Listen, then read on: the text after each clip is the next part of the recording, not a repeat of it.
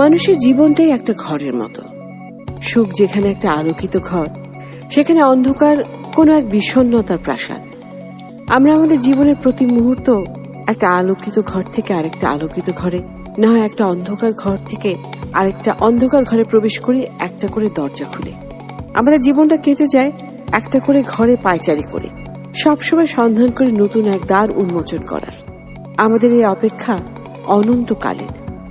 শুধু একটাই প্রশ্ন আসে মনে, কি আছে দরজার ওপাশে?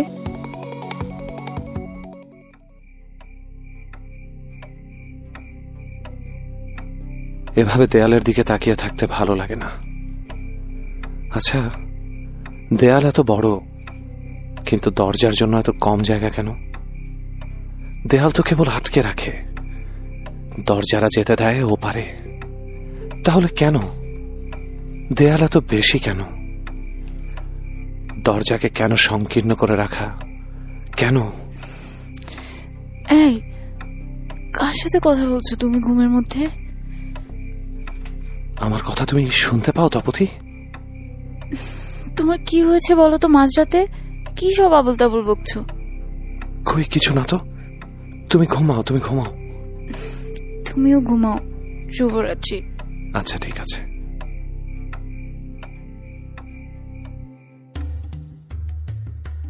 নীলাদ্রি হাসান বাংলা বাজারের একটা পুরনো বইয়ের দোকানে কাজ করে। ওর স্ত্রী তপতি জামান, বিয়ে করেছে 6 মাস হলো। ওদের দুজনের পরিচয় মিশনারি অরফান এইজে। ওরা জানে না ওদের বাবা মাকে, সেখান থেকেই পরিচয়। তপতি একটা সরকারি হাসপাতালে নার্স হিসেবে কাজ করছে। ওরা দুজনেই খুব স্বল্পভাষী। নীলাদ্রির একটা অদ্ভুত ব্যাপার আছে, সে মনে মনে কথা বলে। তপতি পুরোটা বুঝতে পারে না, কিন্তু মাঝে মাঝে চোখের ভাষায় বুঝে যায়। 1 মাস হলো ওর একটা আজব সমস্যা হয়েছে। নীলাদ্রি একটা দরজা খুঁজে ওর কাছে। মনে হয় আশেপাশে সবকিছু, এই যাপিত জীবনের সবকিছু দেয়াল দিয়ে ঘেরা। কোথাও না কোথাও একটা দরজা আছে। দরজার ওপাশে থাকে আরেকটা দেয়ালের রাজ্য। সে প্রতিনিয়ত খুঁজে সেই দরজাটাকে। তপতিকে সে এখনো বলতে পারেনি। মাঝে মাঝে মেয়েটা খুব বিরক্ত হয়, খুব অভিমান করে, কথা বলে না নীলাদ্রির সাথে। নীলাদ্রি তখন মনে মনে একা একা কথা বলে নিজের সাথে, আর চোখে দেয়ালটা খোঁজে।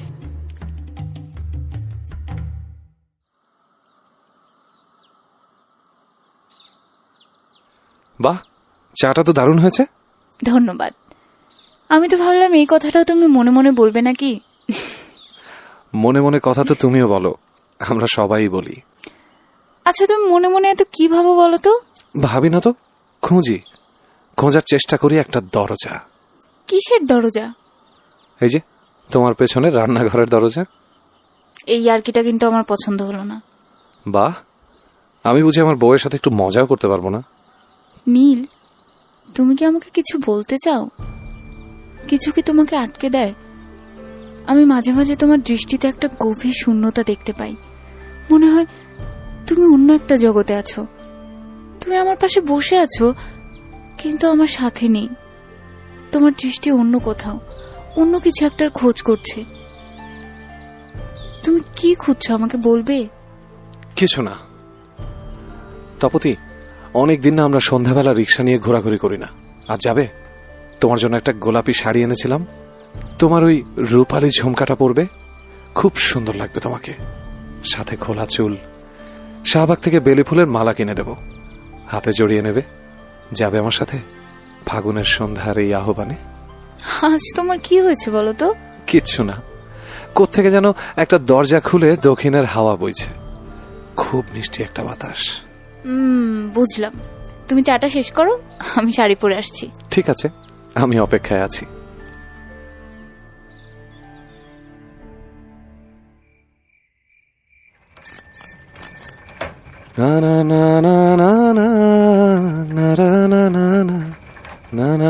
মনে আছে আমার ক্লাস শেষে রোজ সন্ধ্যায় তুমি এই গাছটার নিচে দাঁড়িয়ে থাকতে? তারপর আমার হাত ধরে ওই পুরনো কলোনি রাস্তাটা ধরে খালি পায়ে হাঁটতাম।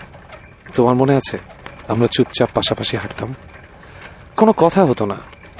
তুমি একটু পরেই খুব রাগ করতে, আমার হাত ছেড়ে দিয়ে একা একাই হাঁটতে। আমি তখন ওই মোড়ের টঙের দোকান থেকে মালাই চা খাওয়াতাম, আর তুমি খুশি হয়ে যেতে। মনে থাকবে না কেন? একসময় তোমার সেই অভ্যেসটাতে যে আমিও কখন অভ্যস্ত হয়ে গিয়েছিলাম নিজেই জানি না। খুব অভিমান তোমার, তাই না? আমি দুঃখিত তপতি, তুমি আমাকে বেশি ভালোবাসো আমি জানি। শুধু ভালোবাসো বলেই আমার মতো করে তুমি নিজেকে মানিয়ে নিয়েছো। তুমি আসলে আরো ভালো কাউকে বিয়ে করতে পারতে। তুমি চুপ করবে? আমি এসব শুনতে চাই না। চলো আজ পুরান ঢাকা যাব, জগন্নাথ ভজনালয়ে সয়ার তরকারি দিয়ে বিন্নি চালের ভাত খাবো। খুব খেতে ইচ্ছে করছে। ঠিক আছে, চলো।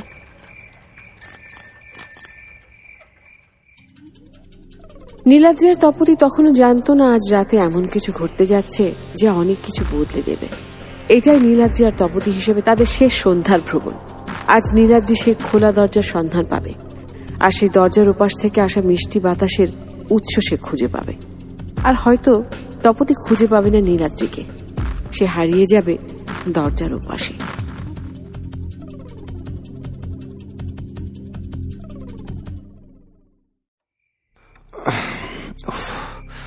কি অসহ্য একটা গরম পড়েছে। ফ্যানটা কে বন্ধ করলো? আরে তপতি কোথায় গেল? তপতি, এই তপতি। হ্যাঁ, ইলেকট্রিসিটি নেই। জানালাটা খুলে দেই। কি বাতাস বাইরে, মনে হয় বৃষ্টি নামবে। এই তপতি, তপতি। ব্যাপারটা কি? বাথরুমেও তো নেই, ড্রয়িং রুম, কিচেন, ডাইনিং কোথাও নেই। কোথায় গেল আবার মাঝরাতে? ছাদে গেল না তো?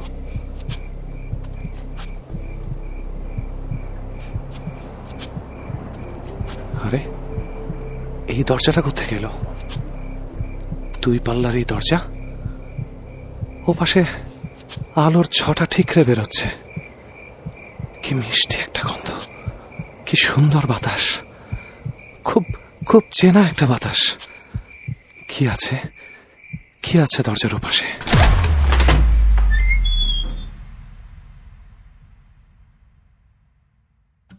দরজার ওপাশের আরেকটা জগতে নীলাদ্রির আগমন।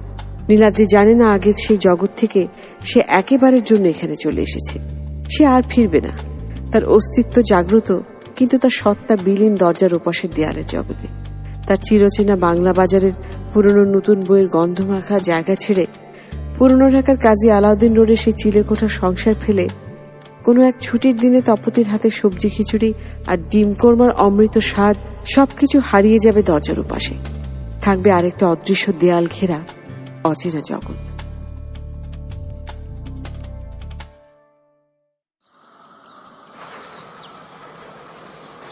উফ, কেমন একটা ভোঁতা ব্যথা আমার মাথায়। আমি কি মরে গেলাম? এটাকে কি মৃত্যু বলে?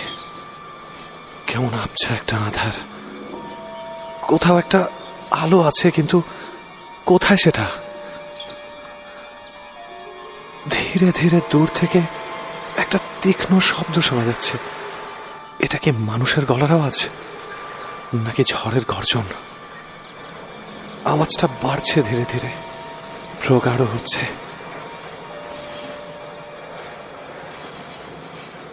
ওই মমিনুল, মমিনুল কই গেল আবার? এই গাড়ি ঠিক করতে দিছে গতকাল সকালে, আর আজ সকালে পৌঁছানোর কথা। সকাল 10টা বাজে গেছে, এখনো কোনো খবর নাই। ওই তুই গাড়ি ঠিক করস নাকি ঘুমাস? সারা রাত না ঘুমাইয়া প্রেম করো আর কামের সময় ঘুমাও। বাইর হয়ে আয় কইতাছি। কাকা কাম শেষের দিকে, এমন 12টা বাজাইছে ব্রেক ক্যাবেলটার, তাই বেশি সময় লাগতেছে। আর আধা ঘন্টা লাগবো। ঠিক আছে, বুঝলাম। 11টার আগে যেন রেডি থাকে। কাকা আপনি কোনো টেনশন নিয়েন না। ঠিক আছে, ঠিক আছে।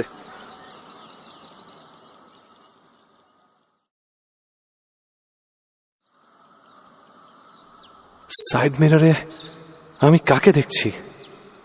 এটা কে? একটা বাচ্চা ছেলে, হালকা খোঁচা খোঁচা দাড়ি, রুক্ষ চুল, ময়লা টি শার্ট, ছেঁড়া প্যান্ট। এক ছন্ন ছাড়া দুরন্ত কিশোর, হাতে গায়ে গ্রিজের কালো রং। তার সুন্দর চোখগুলোতে রাজ্যের কৌতূহল। আমি তাহলে কোথায় আছি? এটা কি তাহলে মৃত্যু নয়, আরো একটা জীবন? আমি কি তবে ওর মাঝে আছি? মমিনুল, জি কাকা। লাল কার্ডটা ঠিক করছস? জি কাকা, আজ রাইতের মধ্যে কইরা ফেলামু। গাড়ি কাল ঢাকার বাইরে যাবে, সকাল 8টার মধ্যে ধানমন্ডি পৌঁছায় দিতে হইব। আপনি কোনো চিন্তা করেন না, আমি গাড়ি জায়গা মতো পৌঁছায় দিমু সময় মতো। এখন চাবি রাখা গেলাম, সবকিছু ঠিক করে দেখে রাখিস। আমি কাল বিকালে আমো। ঠিক আছে কাকা।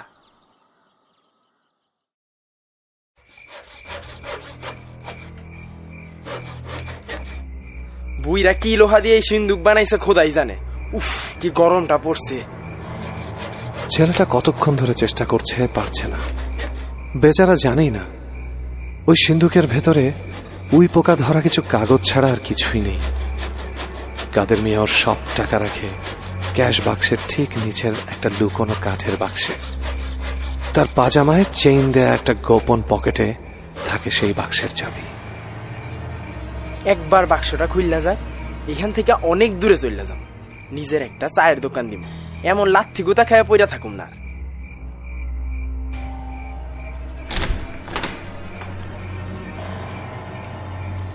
আরে চাবিটা জানি কই রাখলাম, অন্ধকারে তো কিছু দেখাও যায় না। দেহি মোবাইলের টর্চ লাইটটা জ্বালাই। ছেলেটা দরদর করে ঘামছে, ওর হৃদস্পন্দন বেড়ে গেছে। সে কুটিসুটি মেরে সিন্দুকটার পেছনে লুকাবার চেষ্টা করছে। কাদের মিয়া ক্যাশ বক্সের কাছে চলে যাচ্ছে। হাতরে হাতরে সে সেই গোপন পকেট থেকে চাবিটা বের করেছে। সে নিচু হয়ে পুরনো ময়লা কার্পেটের নিচে থেকে কাঠের বাক্সটা বের করল, চাবি দিয়ে খুলছে। মুমিন ধীরে ধীরে হামাগুড়ি দিয়ে সিন্দুকের পেছন থেকে বেরোচ্ছে। কাদের মিয়া তালাটা খুলে টাকা গুনতে লাগলো। বাক্সে কিছু স্বর্ণের গহনা দেখা যাচ্ছে। কাদের মিয়া বন্ধকির ব্যবসা করে, সুদ খায়। এসব টাকা সে রাখে এই বাক্সে। তার ঠিক পেছনে দাঁড়িয়ে আছে মমিন। তার দ্রুত ওঠানামা করা নিঃশ্বাস শুনে কাদের মিয়া ঝট করে পেছনে ঘুরে তাকালো। কে কেডায়? আমি।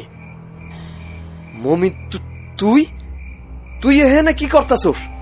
তোর হাতে এটা কি? তুই তুই চুরি করতে ঢুকছস? নেমো খারাম, আমার খাইয়া আমার পয়রা তুই বেইমানি করছস।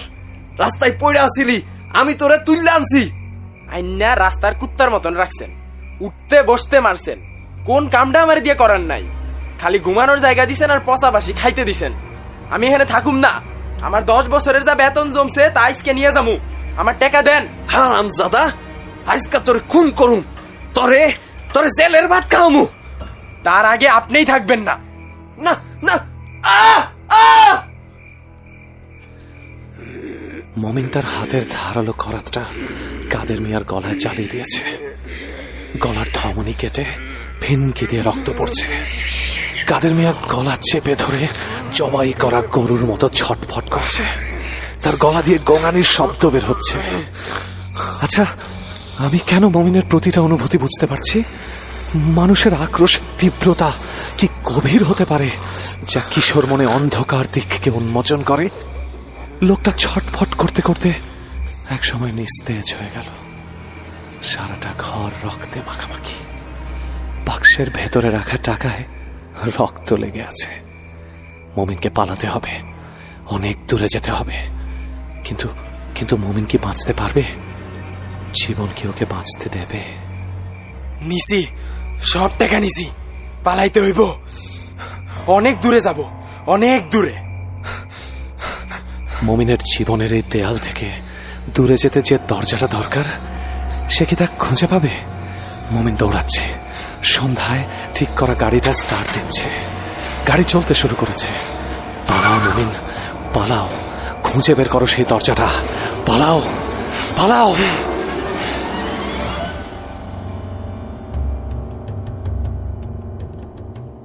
মমিন ছুটে চলেছে সেই লাল রঙের গাড়িটা ছুটিয়ে শহরতলির রাস্তা মারিয়ে। একটা হাইওয়ে ধরে ছুটছে 80-90 মিটার স্পিডে। এত জোরে মমিন কখনো গাড়ি চালায়নি। এই কিশোর একটু আগে ভয়াবহ একটা খুন করেছে। কি বিভৎস খুন! ক্রোধ মানুষকে দানব বানিয়ে ফেলে। নীলাদ্রি জানে এই দেয়াল ভেদ করে কোনো এক দরজা অপেক্ষা করছে। লম্বা সময় পর কোনো একটা নির্জন রাতের নির্জন হাইওয়েতে হঠাৎ গাড়িটা হার্ড ব্রেক করলো। একটা ঝাঁকি খেয়ে গাড়িটা থেমে গেল। হঠাৎ ধাক্কার সামনে কাঁচের সাথে বাড়ি খেয়ে মমিনের কপাল সামান্য কেটে গেল। ইঞ্জিন গরম হয়ে গেছে, পানি লাগবে। মমিনের মাথাটা দপদপ করছে। সে টলতে টলতে গাড়ির দরজা খুলে বের হলো। গাড়ির সামনে থেকে ধোঁয়া বের হচ্ছে, পেট্রোলের ঝাঁঝালো গন্ধ বের হচ্ছে। মমিন রাস্তার ধার ধরে নিচে নামতে থাকে। দূরে একটা ছোট্ট ডোবা দেখা যাচ্ছে, পাশে একটা ছোট্ট টিনের ঘর, ভেতরে হালকা একটা বাতি জ্বলছে। মমিন সেই দরজাটার সামনে গিয়ে দাঁড়ায়, একটু অপেক্ষা করে দরজায় টোকা দিতে থাকে। কিছুক্ষণ পর জোরে ধাক্কা দিলে দরজাটা খুলে যায়, আর তারপর সব কিছু হয়ে যায় অন্ধকার। তবে কি আধারের রাজ্য দরজার ওপাশে?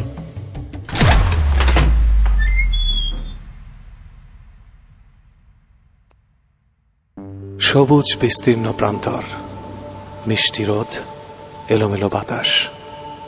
তবে এটা যাপিত জীবন।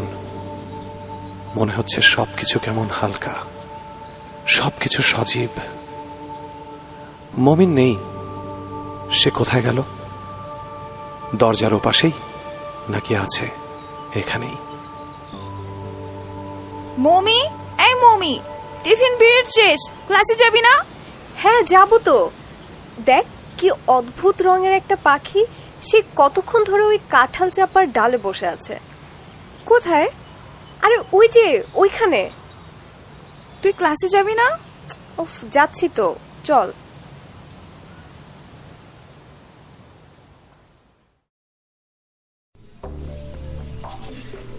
মেয়েটা ক্লাস 6-এ পড়ে, ক্লাসের লাস্ট বেঞ্চে বসে। সমাজবিজ্ঞান ক্লাসটা তার খুব একটা পছন্দ না, তাই হয়তো সে একটা গল্পের বই পড়ছে, আগাথা ক্রিস্টির কালো কফি অনুবাদ। মনে হচ্ছে যেন মেয়েটা বইয়ের মধ্যেই হারিয়ে গেছে। কি সুন্দর দুটো বেনি করা। মেয়েটার সাথে তপতির ছোটবেলার চেহারার খুব মিল। সে এভাবেই মিশনারি স্কুলে ক্লাস করতে আসতো। দূর থেকে মেয়েটাকে দেখতাম, কি পবিত্র একটা চেহারা।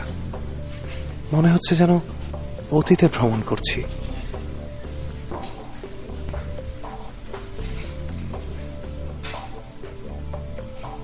Roll number 7, Moumita Jafrin. 71 number page বের করো, 3 নাম্বার লাইন থেকে পড়ো।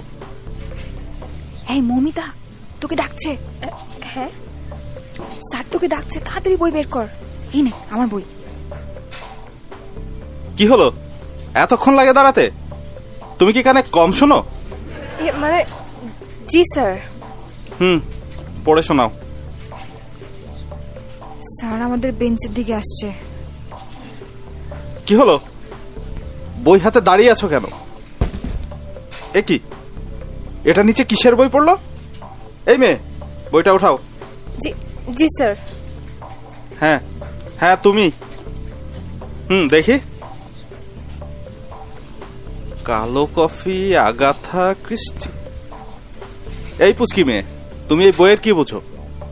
খুব পাকা হয়ে গেছো তাই না? ক্লাস বাদ দিয়ে গল্পের বই পড়া, দেখাচ্ছি মজা। যাও, ক্লাসের বাইরে গিয়ে কান ধরে দাঁড়াও। এই মেয়ে, তুমিও যাবে। আমি কি করলাম স্যার? একটা কথাও হবে না, যেটা বলছি সেটা করো।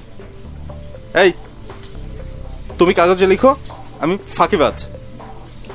এই ক্লাস ক্যাপ্টেন, এই কাগজ ওদের পিঠের পেছনে লাগিয়ে দাও। ক্লাসের বাইরে উল্টো হয়ে দাঁড়াও, যাতে সবাই তোমাদের পেছনের লেখা দেখতে পায়। এত সাহস আমার ক্লাসে গল্পের বই পড়া? চুপ, একদম চুপ।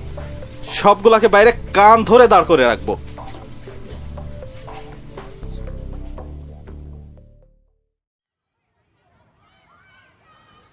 এই মেয়েটার মাঝে অদ্ভুত একটা ব্যাপার আছে। সে অন্য 10টা বাচ্চার মতো নয়, একটু অন্যরকম। ছুটির পর মেয়েটা অনেকক্ষণ ধরে বেঞ্চিতে বসে আছে। সব বাচ্চাদেরকেই তাদের বাবা মা না হলে বাড়ি থেকে কেউ নিতে এসেছে, স্কুল ভ্যান নিয়ে যাচ্ছে কাউকে কাউকে। কিন্তু এই মেয়েটাকে নিতে কেউ আসছে না, কারণ মেয়েটার মা নেই আর বাবা হুইল চেয়ারে। মৌমিতার বয়স যখন 5 বছর, একটা সড়ক দুর্ঘটনায় ওর মা তাৎক্ষণিকভাবে মারা যায় আর ওর বাবা প্যারালাইজড হয়ে যায়। মৌমিতার বাবা একজন লেখক। সেই ঘটনার পর মৌমিতা সবকিছু নিজে নিজেই করতে শিখেছে। বয়সের তুলনায় যেন ওর মানসিক বয়সটা একটু বেশি। বেশ কিছুক্ষণ পর মেয়েটা নিজেই এগিয়ে যাচ্ছে স্কুলের গেটের দিকে। আরে কি অদ্ভুত, আবার সেই মিষ্টি গন্ধটা পাচ্ছি। একটা ভেতরটাকে ফাঁকা করে দেয় একটা বাতাস। চারদিকের দেয়াল ঘেরায় জগৎ, এটা কি আবার দরজার ওপাশের ডাক? স্কুলের সামনের রাস্তাটা বেশ চড়া। বেশ কিছুটা দূরে একটা ফ্লাইওভার। আরো কিছু পথচারীর সাথে মৌমিতা রাস্তা পার হচ্ছে। কি ব্যাপার, এমন ঝড়ো হাওয়া বুঝে কেন? দুটো বাস পাশাপাশি পাল্লাপাল্লি করছে, দূর থেকে দেখা যাচ্ছে। ওগুলো এগিয়ে আসছে দানবের মতো। প্রচন্ড গতিতে ছুটে আসা বাসগুলো তাদের নিয়ন্ত্রণ হারালো ফ্লাইওভারের ঢালে এসে, একেবারে খুব কাছে।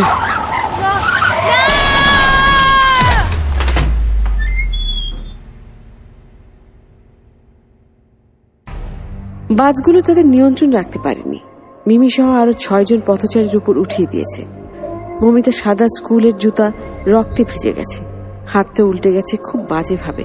ওর মাথার ঘাড়ের অংশ গাড়ির চাকার নিচে। ছোট্ট দেহটা কেমন যেন কুঁকড়ে আছে। মিমির বাবা দেখলে খুব কষ্ট পাবে।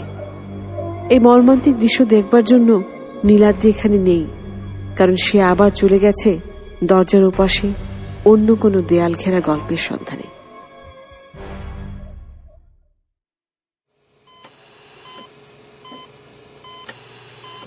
কেমন ধূপের একটা গন্ধ।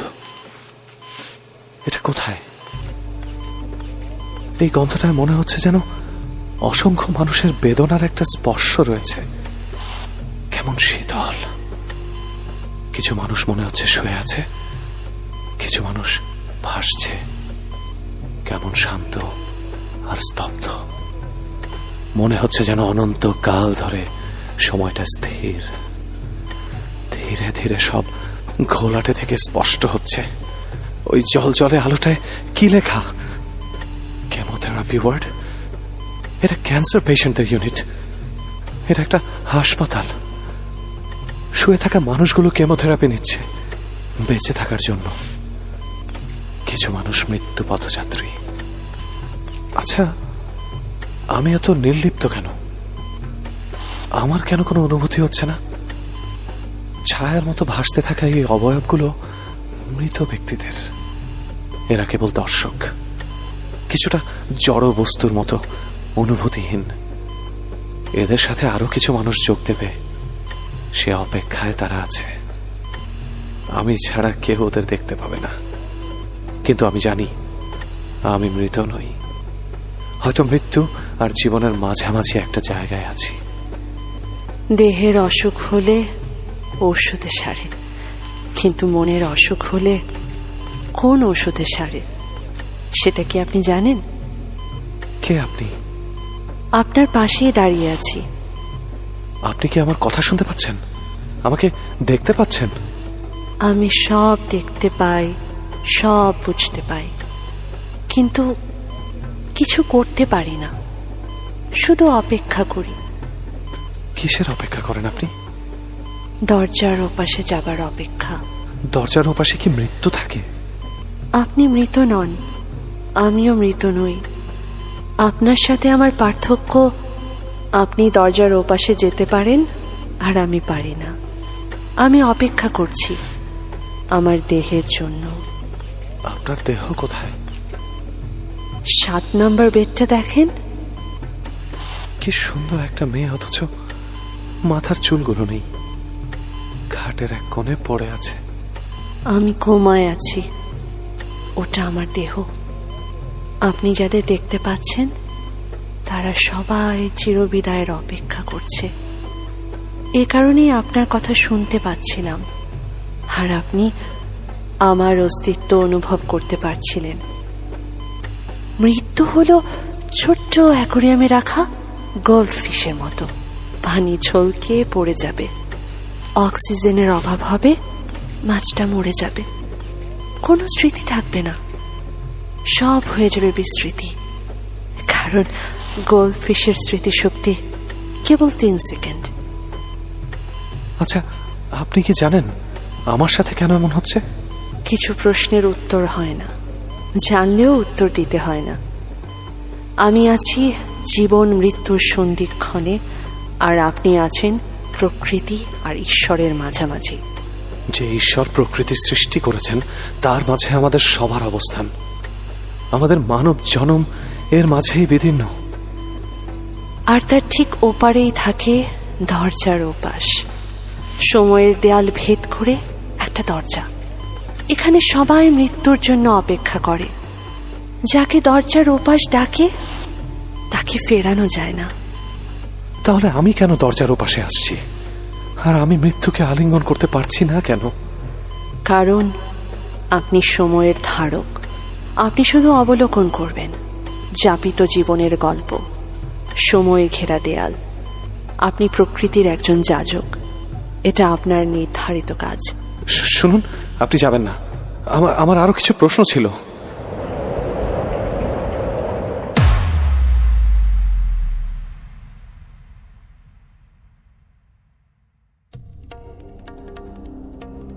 মৃত্যু মানব জীবনের এক চরম সত্য। নীলাদ্রি ক্যান্সার হাসপাতালের কেমোথেরাপি ওয়ার্ডে দাঁড়িয়ে আছে। মৃত্যু কি সবকিছু স্থির করে দেয়? মনে হয় যেন এই মহাবিশ্ব, এর প্রতিটি বস্তু, সবকিছু স্থির। নীলাদ্রির মনে হচ্ছে সে এক সময়ের অভিযাত্রী, সময়ের দেয়াল ভেদ করে এক একটা দরজা পার হচ্ছে। দরজার ওপাশে জীবনের অনুরণ। একটু আগে যার সাথে কথা হচ্ছিল, রিধিমা, সে মেয়েটা মাত্র মারা গেছে।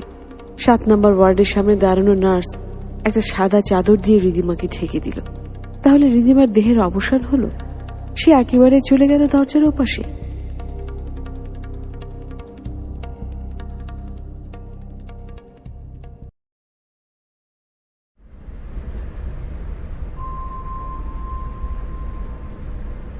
কেমন ব্যবসা একটা গরম, মনে হচ্ছে চামড়ার ওপর দিয়ে গরম একটা বাষ্প।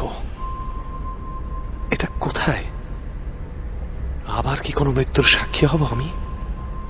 এত শক্ত মেঝে, এটা জেলখানার একটা সেল। 2জন মানুষ বিষণ্ণ হয়ে দুপাশে বসে আছে। একজনের চোখ আধ বোঝা, মনে হয় ঘুমাচ্ছে। আরেকটা মানুষের পা শুধু দেখা যায়, মানুষটাকে দেখা যাচ্ছে না। আমি কি তাহলে এই মানুষটার ভেতরে?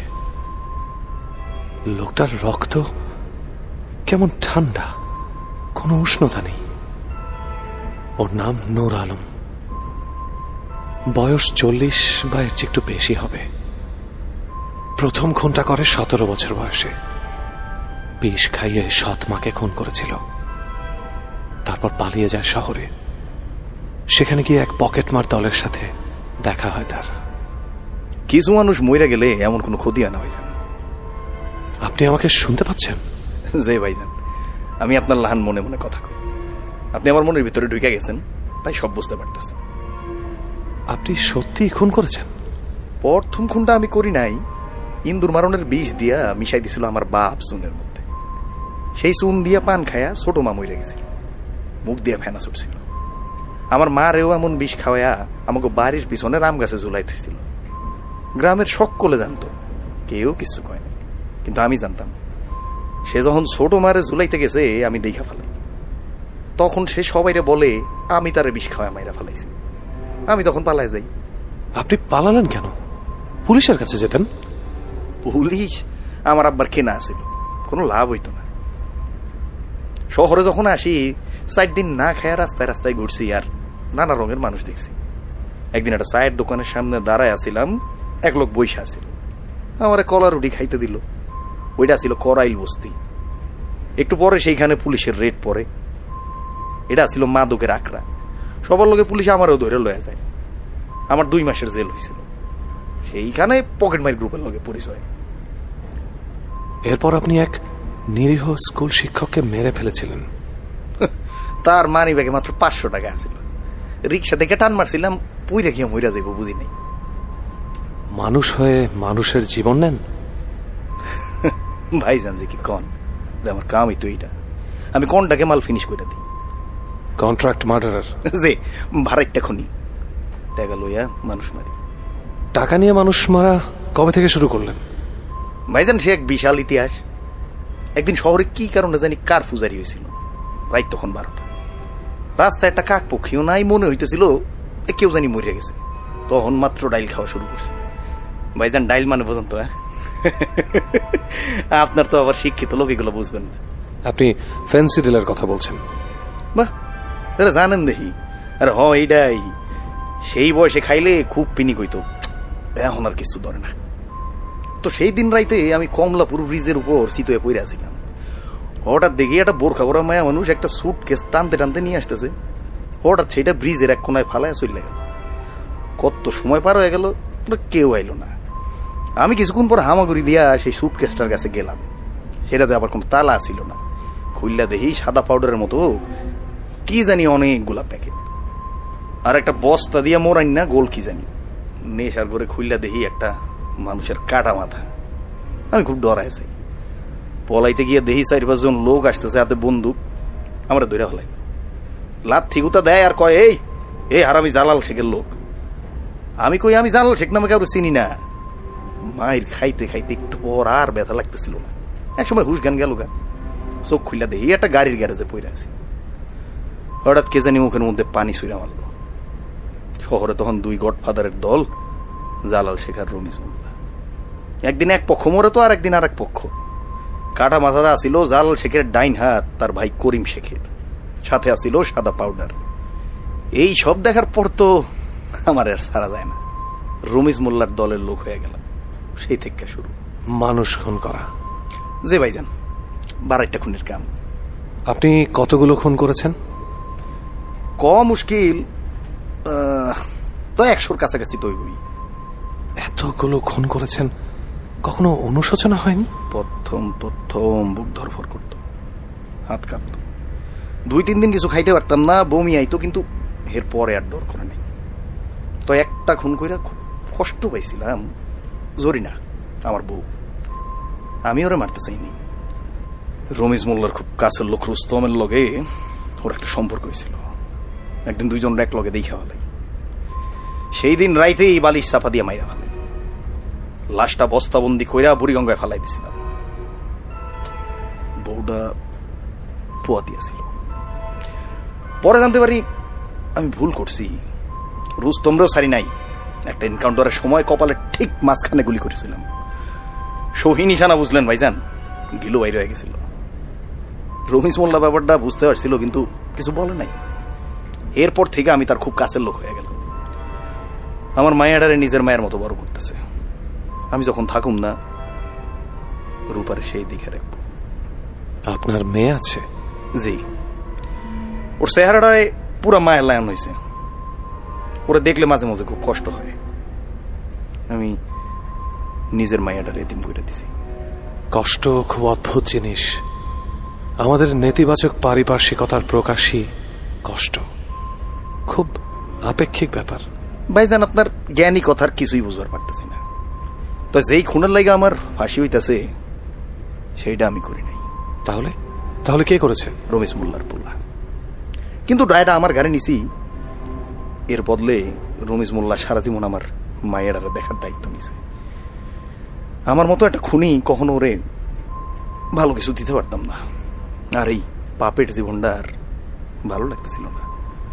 তোমার ফাঁসি কি আজকে? জি ভাইজান, আমার সময় হয়ে গেছে ভাইজান, আমার এখন যাইতে। যাবার আগে একটা কথা বলে যাবে নূর আলম? আমি কেন এসব দেখতে পাচ্ছি? আমি কি এভাবেই একটার পর একটা দরজা পার হয়ে যাব আর কারো না কারো অন্তিম মুহূর্তের সাক্ষী হয়ে থাকবো? আপনি দরজার চাবি। আপনি না থাকলে তুই দরজা খুলবে না ভাইজান। আমি গেলাম, আমারে জরিনা ডাকে। ওর কাছে গিয়া মাপ চাওয়া লাগবে। ভালো থাকবেন।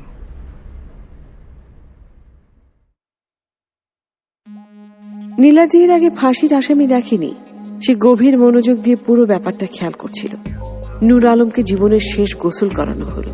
সে সময় নূর আলম অঝোর ধারায় কাঁদছিল। শেষ গোসলের এক এক বিন্দু পানি যেন তার এক একজন খুন করা মৃত মানুষের আর্তনাদ, তাদেরই চোখের জল। এই বিষাদের নাম অনুশোচনা। গোসলের পর তাকে খাবার দেয়া হলো, কষা গরুর মাংস, মাসকলাই ডাল আর চিকন চালের ভাত, তার জীবনের শেষ খাবার। নূর আলম খুব তৃপ্তি করে খাচ্ছে। গোসলের পর তাকে কয়েদিদের নতুন যে পোশাক পরানো হয়েছে সেটা থেকে কেমন একটা আগরবাতির গন্ধ বেরোচ্ছে। এরপর তাকে নিয়ে যাওয়া হলো ফাঁসির মঞ্চে। 12:05 ফাঁসির সময় কার্যকর হবে। এখন সময় 11:50। জেলার নুরু মিয়া তার শেষ ইচ্ছা জানতে চাইল। আমার মাইয়াটার লগে শেষবারের মতন কথা বলবার চাই স্যার। কাল তার জন্মদিন, শেষবারের মতো তার শুভেচ্ছা জানাই।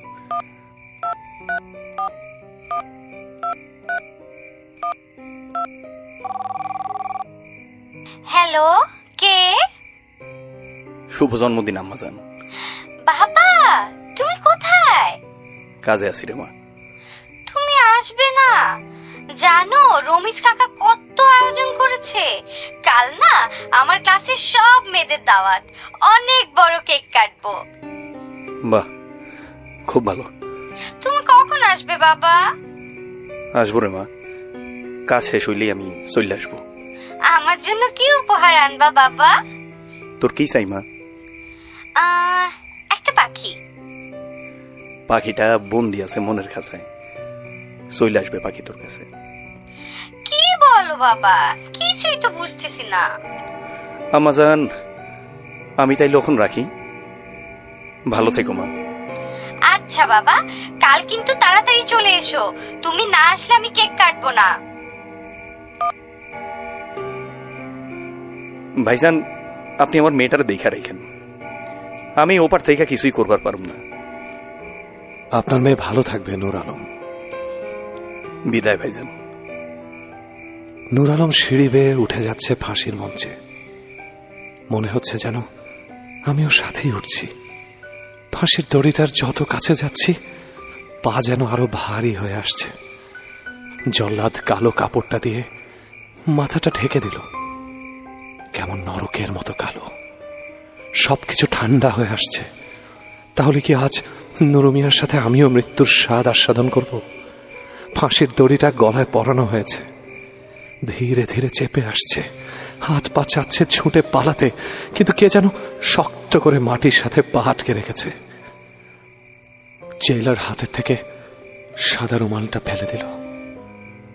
জল্লাদ পায়ের নিচে ট্র্যাপডোরটা হাতল টান দিয়ে খুলে ফেলল। শূন্যের মধ্যে ভাসছে নুরু মিয়া, ছটফট করছে। কি এক অপার্থিব যন্ত্রণা ছেয়ে যাচ্ছে।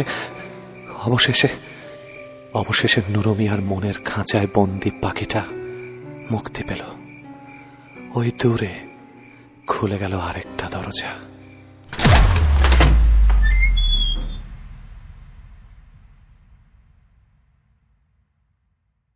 অনন্তকাল ধরে যদি পথ চলা শেষ না হয়, তবে সৃষ্টির শুরু কোথায় আর শেষই বা কবে হবে? হবে, দরজার ওপাশে গেলেই হবে। কে কে তুমি? আমি। আমাকে নির্জন সেই রাস্তায় রেখে আপনি যে চলে আসলেন দরজার ওপাশে। তুমি কি মৃত? আমি জীবন আর মৃত্যুর মাঝখানের একটা বিস্তীর্ণ প্রান্তরে আছি। এখানে সবাই অপেক্ষা করছে। কিসের অপেক্ষা? একটা অদৃশ্য দরজা খুলে যাবার অপেক্ষা, আর আপনি সেই দরজার চাবি। আমি সেই দরজার চাবি? হ্যাঁ, আপনাকেও আমার সাথে মৃত্যুর স্বাদ অবলোকন করতে হবে, তাহলেই আমি মুক্তি পাব। কি আগুন লাগছে কোথেকে? কি গরম মনে হচ্ছে। সব ঝলসে যাচ্ছে কেমন। বাতাসে মৃত্যুর গন্ধ। এই গন্ধ দরজার ওপাশে অপেক্ষা করা মানুষের আর্তনাদের সুবাস। আপনি তাদের একজন একজন করে মুক্তি দেবেন। বন্ধ করো, বন্ধ করো। আমার খুব যন্ত্রণা হচ্ছে। কেউ যেন খুবলে খুবলে আমার মাংসপিণ্ড টেনে নিচ্ছে। সবকিছু যেন অন্ধকার হয়ে আসছে। চলে যাও, চলে যাও, তুমি আমাকে মুক্তি দাও। আমার মুক্তি, আমাদের মুক্তি তোমার কাছে। খুলে দাও, খুলে দাও দরজা।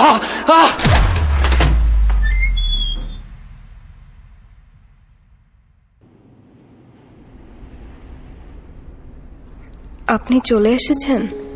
কে? আমি মৌমিতা, আপনার অপেক্ষায় ছিলাম। তুমি কি মৃত? হ্যাঁ, আমি মরে গেছি, কিন্তু তাও আমাকে এখানে অপেক্ষা করতে বলেছে। এখানে যারা আছে সবাইকে বলেছে অপেক্ষা করতে। কিন্তু কেন? বাবাও চলে এসেছে এখানে, কিন্তু আমি খুঁজে পাচ্ছি না। আমাকে দরজার ওপাশে যেতে দিচ্ছে না। আপনি তো সব দরজার ওপাশে যেতে পারেন। আপনি কি আমার বাবাকে খুঁজে বের করে দিতে পারবেন? তোমার বাবা তো বেঁচে ছিলেন। আমি মরে গেলাম। বাবার খুব কষ্ট হয়েছিল।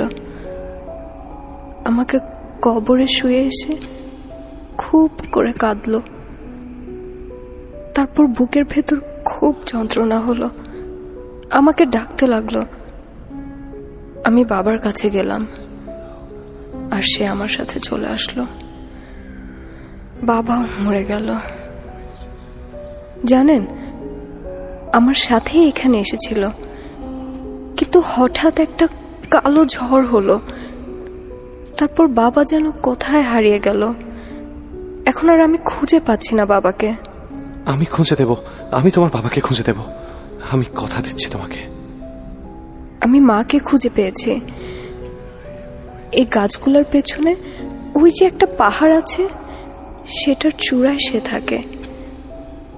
মা রাতে ঘুম পাড়াবার সময় আমাকে একটা গান শোনাতো। এখানে রাত হয়ে আসলে আমি সেই গানটা শুনতে পাই। বাবাকে খুঁজে পেলে আমি ওই পাহাড়ের চূড়ায় যাব, মাকে খুঁজে বের করব, তারপর আমরা একসাথে থাকবো। কি সব অদৃশ্য হয়ে যাচ্ছে কেন? সব সব ধোয়ার মতো মিলিয়ে যাচ্ছে।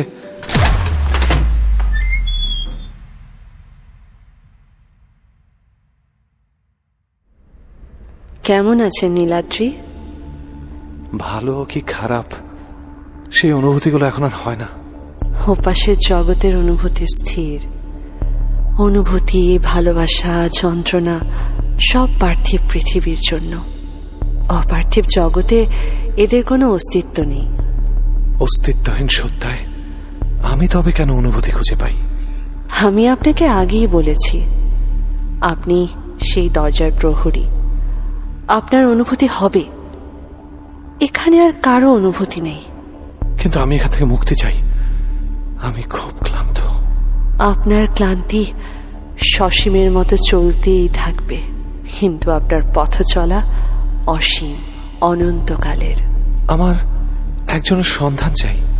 আপনি মৌমিতার বাবাকে খুঁজছেন? হ্যাঁ, আমি মৌমিতাকে কথা দিয়েছি। যদি প্রকৃতির ইচ্ছে হয় তবে অবশ্যই তাকে খুঁজে পাবেন। আমার ইচ্ছা এটা। এখানে আপনার ইচ্ছে কিছুই হয় না। আপনার কাজ প্রকৃতির দ্বারা নির্ধারিত। আপনি বাতাসের মতো সময়ের দেয়াল ভেদ করে চলাচল করতে পারেন, কিন্তু কোনো ইচ্ছে শক্তির বহির প্রকাশ করতে পারবেন না। এটা প্রকৃতি আপনার জন্য নির্ধারণ করেছে। আমি খুঁজে বের করবই আমার মুক্তির পথ। আপনার জন্য শুভকামনা। দেখা হবে আবার।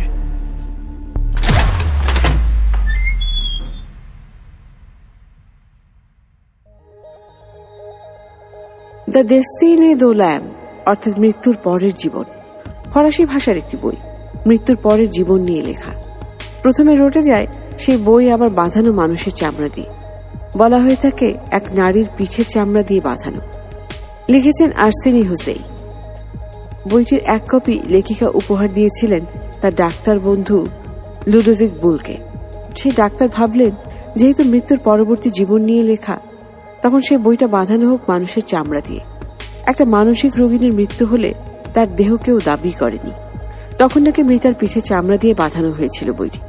তবে পরে জানা যায় মানুষের নয়, বইটি বাঁধানো ভেড়ার চামড়া দিয়ে।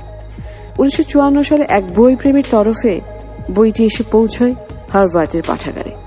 মানুষের চামড়া দিয়ে বই বাঁধানোর রীতি পঞ্চদশ শতক থেকে প্রচলিত। প্রকৃতি আর প্রকৃতির সৃষ্ট মানুষ যেন এক সুপরিকল্পিত খামখেয়ালি। বাস্তব আর পরবাস্তবের দুই জীবনের মাঝে একটা দরজা, একপাশে মৃত্যু আর আরেক পাশে জীবন। কিন্তু জীবনের দরজা পেরিয়ে যদি একবার কেউ মৃত্যুর দেয়াল ঘেরা জগতে পৌঁছে যায়, সে আর ফিরতে পারে না। দরজার ওপাশের ঘটনা পরিক্রমা কেবল দেখে যাওয়া ছাড়া কি নীলাদ্রি আর কিছুই করতে পারবে না? প্রকৃতির এই নির্মম খেলা থেকে সে কি কখনো মুক্তি পাবে না? সময় তা বলে দেবে।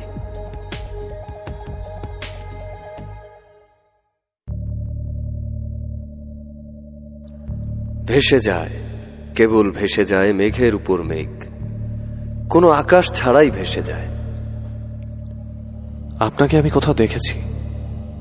আপনি সমুদ্রের ধারে বসে কি করছেন? এটা সমুদ্র না, এটা লোভী মানুষদের অস্তিত্ব বিলীন হয়ে যাওয়া দীর্ঘশ্বাস। আপনি আমাকে দেখেছেন রক্তমাখা একটা লাশ হিসেবে। আপনি খুব খারাপ ভাবে মারা গেছেন, আমি জানি। আমি তো ভালো মানুষ ছিলাম না, তাই আমার এভাবে মৃত্যুটা ঠিক ছিল। আপনার মধ্যে একটা অপরাধ বোধ ছিল, কি সেটা?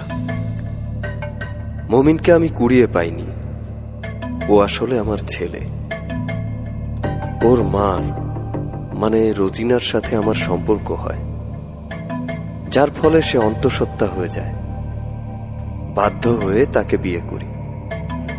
মাঝে আমার বউ সন্দেহ করছিল, ধরা পড়ার ভয়ে একদিন ঘুরাতে নেয়ার কথা বলে ট্রলারে নদীর মাঝখানে ধাক্কা দিয়ে ফেলে দিয়েছিলাম।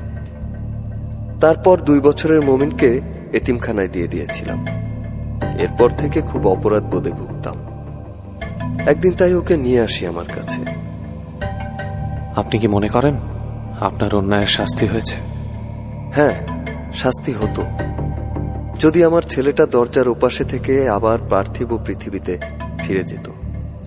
কিন্তু পার্থিব পৃথিবীতে সে এখন অবাঞ্ছিত, সে ওখানে বেঁচে থাকতে পারবে না।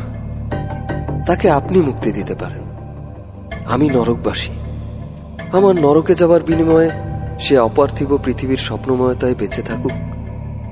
সে জানে না আপনি তার বাবা। আমি জানি আপনি আমার বাবা। আপনার প্রতি আমার কোনো ক্ষোভ নেই, কোনো রাগ নেই।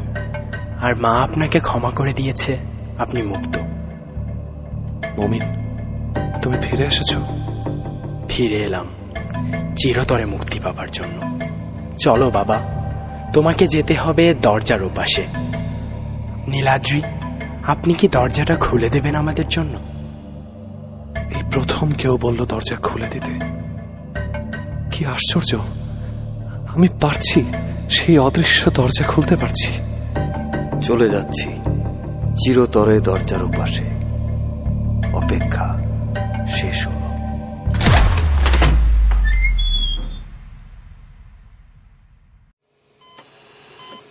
আচ্ছা নার্স আন্টি, আমি কি মরে যাব?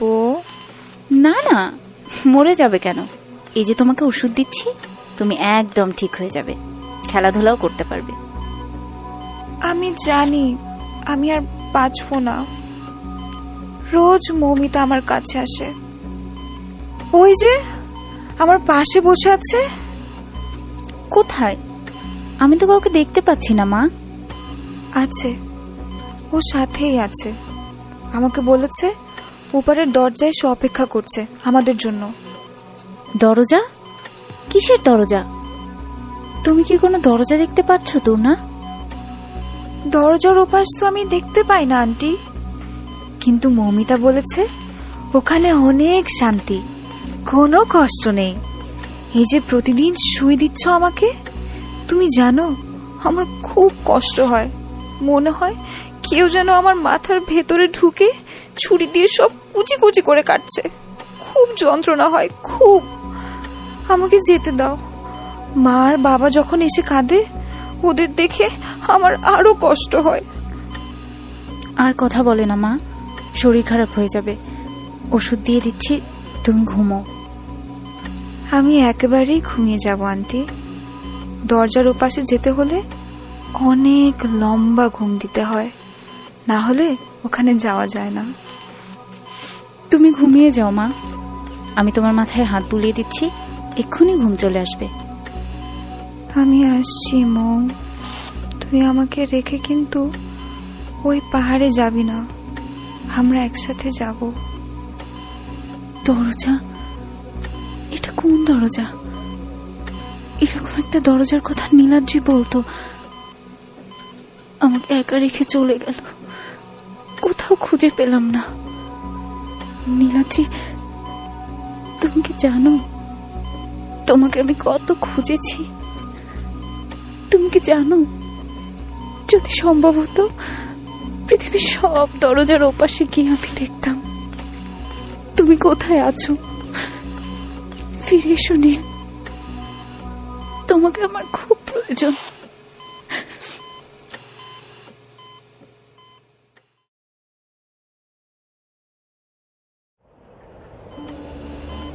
কি শীতল একটা বাতাস এখানে, কেমন চেনা একটা গন্ধ। এটা তপতি যে হাসপাতালে কাজ করে সেই হাসপাতালটা, সেই করিডর, সেই একটা অদ্ভুত ঘ্রাণ। ওই ওয়ার্ডটা থেকে তপতির চুলের ঘ্রাণ আসছে। এত কিছুর মাঝেও ওর চিরচেনা গন্ধটা পাওয়া যায়। দাঁড়িয়ে আছে তপতি।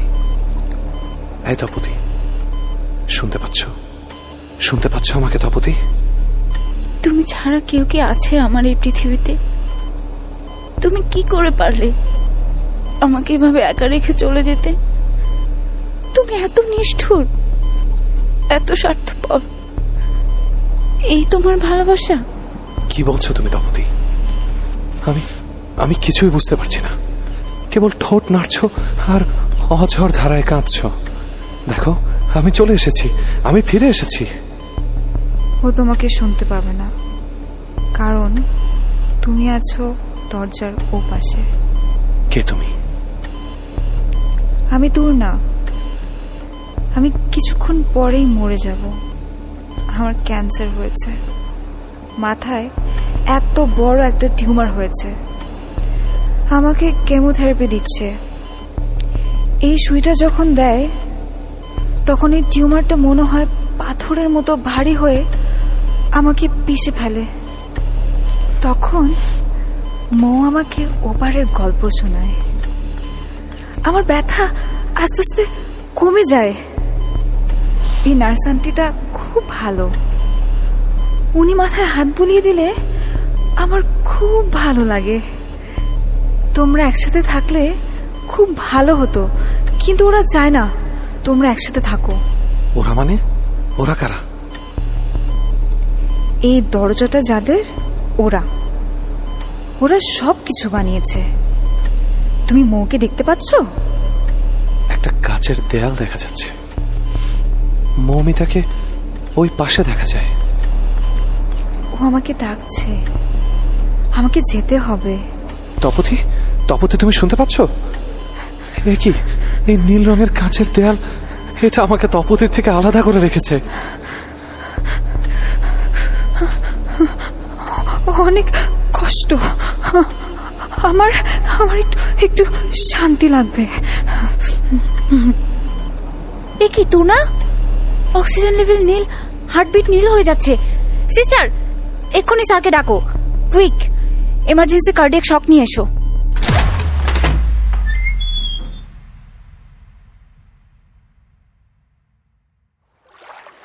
বুঝলেন গো ভাইজান, মৃত্যু হইল খুব আজীব জিনিস। হারা জীবন মাইন সেটারে দরায়, এরা দেখলে পলায়, কিন্তু কারো এর কাছ থেকে নিস্তার নাই। কিন্তু একবার যদি ভয় কাটাইতে পারেন, দেখবেন আর ডর লাগবে না। আমার এখন আর ডর লাগে না, খালি মাইয়া ডর লাগে। আপনি জরিনাকে খুঁজে পেয়েছেন? ভাইজান, আমি তো এখন ওই পারে যাইতে পারি নাই। সে বড় অভিমানী মেয়ে। আমি নিজ হাতে তারে মাইরা ফালায়া মায়াটাকে এতিম করছে। সে আমার ক্ষমা করতে চায় না। সে আমার মতো পাপি না। পাপি মানুষ গো, অপেক্ষার জায়গাটা আলাদা। আর আমি আমি আমি কোথায় আছি? আমরা কালো জলে ভাসি। এটা অতল জল, কোনো তলানি নাই। আপনি এই জলে পড়লে ডুববেন না, ভাসবেন না। সে আজব কাণ্ড। পাপি তাপিতের জায়গা হইল এইটা। আমার মায়াটা কেমন আছে সেইটা জানতে হইলে আমার এইখানেই থাকতে হইব। নুর আলম, তুমি কি বলতে পারো? আমি তপতির পাশে দাঁড়িয়ে আছি, কিন্তু ও আমাকে দেখতে পাচ্ছে না, আমাকে শুনতেও পাচ্ছে না। কেন? মনে মনে কথা বলেন, সে শুনতে পাইব। ভাবিজান পবিত্র মানুষ, আমার রূপার মায়ের মতো। চেষ্টা করেন, সে শুনতে পাবে। আমি মৃত্যু চাই, চিরতরে নিঃশেষ হতে চাই। ধ্বংসের আগে সৃষ্টি হতে হয়। আপনার সৃষ্টি হবে আরেকবার। আপনি এখানে? আমাদের সবার অবস্থান এখানে। এই যে কালো নদী যার উপর ভাসছে, এখানে থাকে মানুষের হিংসা, লিপ্সা, জড়া আর বিদ্বেষ। মানুষের কালো জগতের অব্যয়গুলোকে গ্রাস করতে করতে এই জল কালো।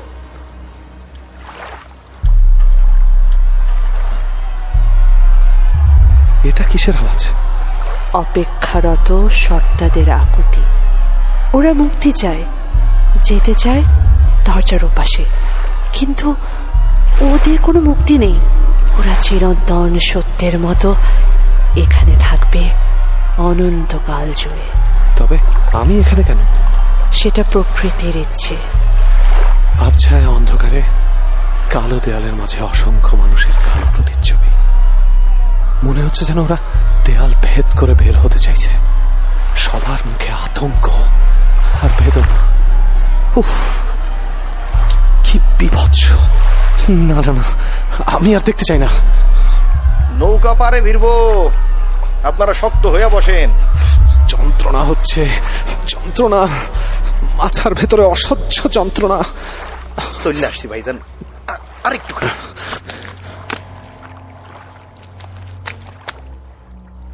ওই যে দূরে দরজা দেখা যায়, আপনার খোলার অপেক্ষায় আছে।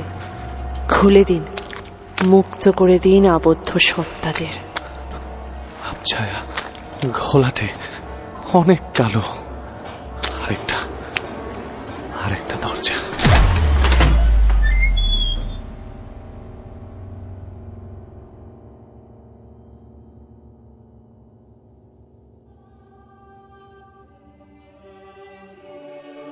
এটা কোন জায়গা? আহা, কি মিষ্টি রোদ, ঝিরে ঝিরে বাতাস, দূর থেকে ঝর্ণার কলতান আর নাম না জানা পাখির গান শোনা যায়, শিশুদের হাসির শব্দ। একেই কি তবে স্বর্গ বলে? কি ঝকঝকে নীল আকাশ, স্ফটিকের মতো স্বচ্ছ সাদা মেঘ, সূর্যের আলোটা কি আদর মাখা, কি শান্তি।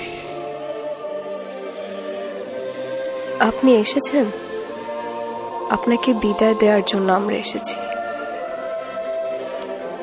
এই সব কিছু আপনার জন্য, এই ফুলগুলো আপনার। বাহ, কি সুন্দর লাল গোলাপ, মিষ্টি ঘ্রাণ। এমন ঘ্রাণ তো কোনোদিনও পাইনি। অভিযাত্রী, আপনার যাত্রার বিরতি আশা করি উপভোগ করছেন। আমার অনন্তকালের যাত্রা তবে কি শেষ?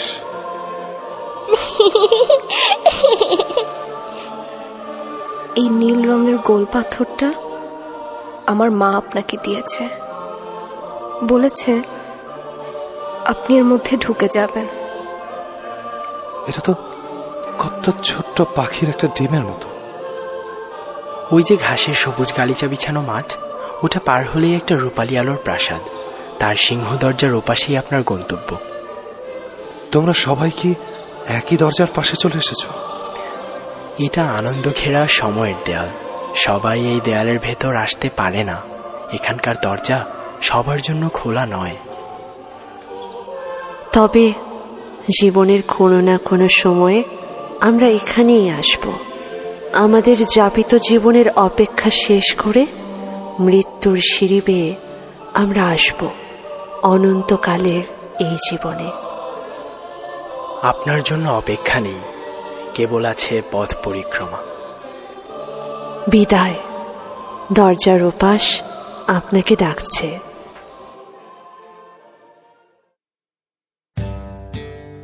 ধীরে ধীরে এই মায়াময় জগৎটা পেছনে ফেলে নীলাদ্রি হাঁটতে থাকে সবুজ ঘাসের গালিচা ধরে। সে যত সামনে এগিয়ে যাচ্ছে, পেছনের সবকিছু আবছা আলো মিলিয়ে যাচ্ছে। সে আবছায় রূপালী প্রাসাদটা সামনে এসে দাঁড়ালো। মনে হচ্ছে যেন এটা পানির মধ্যে ভাসছে। বিশাল সিংহ দরজাটায় আলতো করে হাত রেখে ধাক্কা দিল। ধীরে ধীরে খুলে যেতে থাকলো দরজাটা। এটাই কি তবে শেষ দরজা?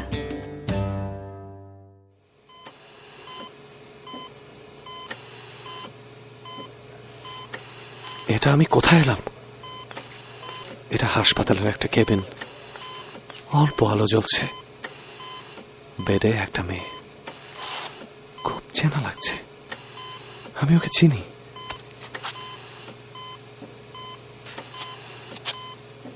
কি সুন্দর আবছা আলো, এই মুখটা আমার চেনা।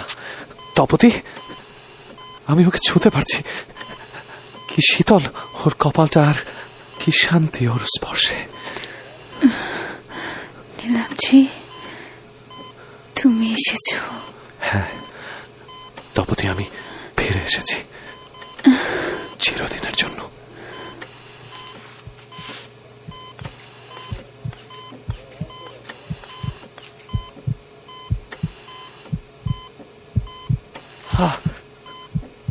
কি অন্ধকার, কেমন শীতল একটা জায়গা। আবার আমি কোন দরজার আড়ালে চলে আসলাম? তপতি, তপতি কোথায় গেল? কিছু একটা আমাকে টানছে, কোনো একটা খোলা দরজার দিকে টেনে নিয়ে যাচ্ছি। আমি দেখতে পাচ্ছি না, কিন্তু আমি জানি একটা আলোময় দরজা অপেক্ষা করছে আমার জন্য। এটাই শেষ দরজা।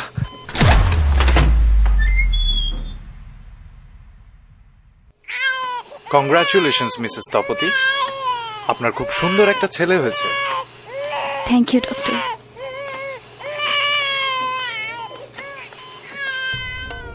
প্রকৃতির কাছে আমরা দাবার চালের গুটি মাত্র। আমরা খেলে যাই সারা জীবন অদৃশ্য দড়ির টানে। সময়ের পরিভ্রমে আমরা পার করে যাই একটা করে দরজা। যখন মনে হয় সব দরজা বন্ধ, তখন খুলে যায় কোনো না কোনো একটা দরজা। আমাদের আজীবন অপেক্ষা কেবল আরেকটা দরজার ওপাশে।